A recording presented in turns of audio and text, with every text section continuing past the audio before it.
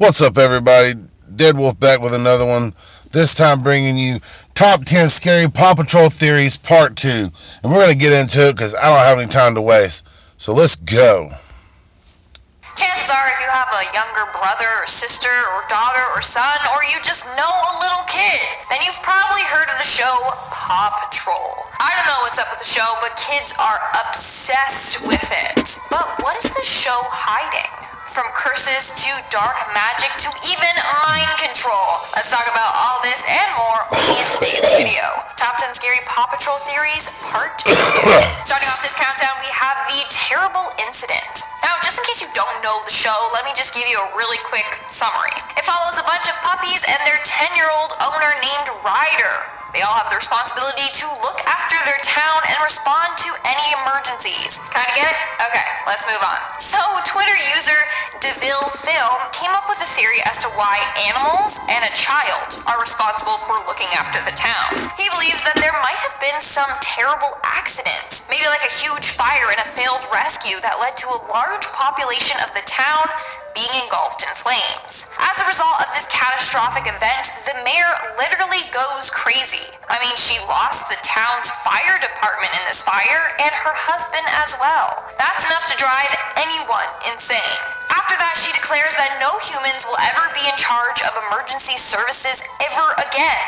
So she makes the dogs in charge, with one sole leader. She does this as an attempt to prevent more of her citizens from dying. And you know, Chicolita, whatever her name is, her chicken that she's constantly seen with, well, she's convinced that the soul of her dead husband is inside that chicken. It's a pretty crazy theory if you ask me. Moving on at number 9, we have the imagination. If you guys are liking this video so far, make sure to give it a big thumbs up because it really helps us out. Theory goes that this whole show is just one big hallucination made up by Ryder. He created this fantasy life where he is the hero to escape his bad home life. In reality, he has very neglectful parents. Half the time, he's left at home by himself with his stuffed animal dogs. So he spends his days playing with these toys and imagining a different reality. One where he's happy and saves his town. That explains why dogs are police officers and firefighters. It's because this whole thing is just made up in his head. In our 8th spot, we have the cursed town. So this next theory was created by Reddit user Fruit Bats. According to this theory, Adventure Bay, the town that they live in, is cursed. This is some supernatural curse that turns some adults into animals, and some other adults swapped brains with children. Let me explain. If you notice, the adults in town aren't the smartest. I mean, they're pretty dim-witted, and they often get themselves in ridiculous situations. And then a child has to come and save them. Well, that's because the children have been cursed to behave like adults, and the adults to act like children. I mean, I'd rather be cursed into a dog than be an adult with a mind of a kid. Like, I don't know about you, that's just my personal preference. Moving on to number 7, we have the mayor's mind. Now for a theory about the kooky mayor, Mayor Goodway. So the theory goes that Mayor Goodway is very unstable. I mean, okay, she's yeah, a I can little bit see different. that one. She literally can't go anywhere without her chicken, who she talks to, and apparently she understands what it's saying in return. The theory goes that the mayor is actually just imagining this all. Chicoletta, her chicken, is just an imaginary friend. It started when she was little. She was a shy gal that used a puppet to talk to others. The puppet was of a chicken named Chicoletta. As she grew older, she had to stop talking through this puppet, so she would cope by imagining that Chicoletta was still there with her. Okay, honestly, not gonna lie, it's a pretty solid theory. And at number 6, we have the aliens. Buckle your seatbelts, because this one is gonna take you on a ride. It's crazy.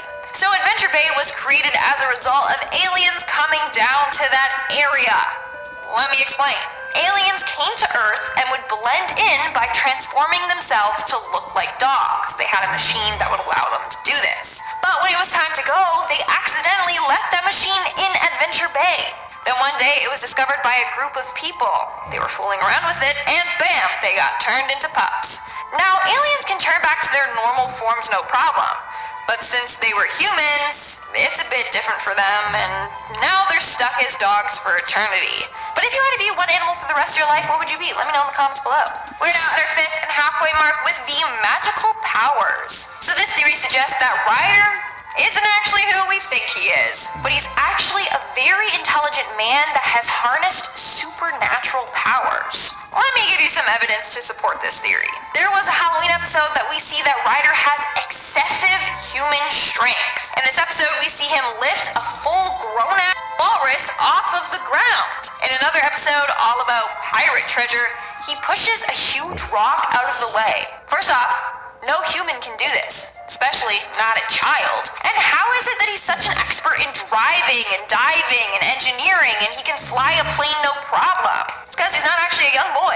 He's some sort of sorcerer disguised as a wee lad. Those were times that he slipped up and exposed his true identity. That's also why Marshall has an unlimited water supply for his water cannon. Just because Ryder can make anything that's impossible possible. In our 4th spot, we have the talking animals. Okay, so yes, I know Paw Patrol is just a cartoon, and that's why the animals can speak. But bro, just have some fun and move past that for a second, okay? How come in the show only certain animals speak and certain animals can't? Like, hello, the mayor's chicken can't talk and it doesn't act like a human, but then you got the pups who act like a human and do human stuff. So what is going on there? Well, theory goes that the puppies are not real animals, but robots in disguise. But obviously if the town had robots running around, people would freak out. But puppies, everyone loves puppies. Then these robot dogs go and respond to all the town's emergencies, which they think is better, because if a robot dies, like, oh well, they can just make another one or fix the old one. But if a citizen dies, then that's sad and everyone mourns. So the dogs or animals that talk in the show are actually robots. In our 3rd spot, we have the authoritarianism. Someone analyzed the heck out of this show. I'm pretty sure it was just some mother that had way too much time on their hands. Anyways, Hi, Verizon launched the first 5G network, and now we want to be the first to give everyone the joy of 5G by giving every customer a new 5G phone on us. Old customers, new customers, families, businesses, in-laws, law firms, every customer, new 5G phones when you trade in your old ones. And if you're not a customer, we'll help cover the cost to switch. Just ask Wanda. She's been with us since now. Upgrade your phone. Gay. The author of this theory suggests that the show is trying to promote authoritarianism. For starters, TV shows have a big influence on kids growing up, right? This show is about a world where obedient dogs do as they're told. The leader of the Paw Patrol pups is Chase. Everyone under Chase's orders do as they're told. Chase is then subservient to his boss, Ryder. Everyone behaves and does as they're told. One problem, Chase is a police dog. So the author believes that this show is trying to show that police are the main authority figures in society and they should not be questioned. You do as they tell you to and you never question their actions. And based on everything that's been happening this year and last year, Fuck that. I'm questioning the fuck out of everything.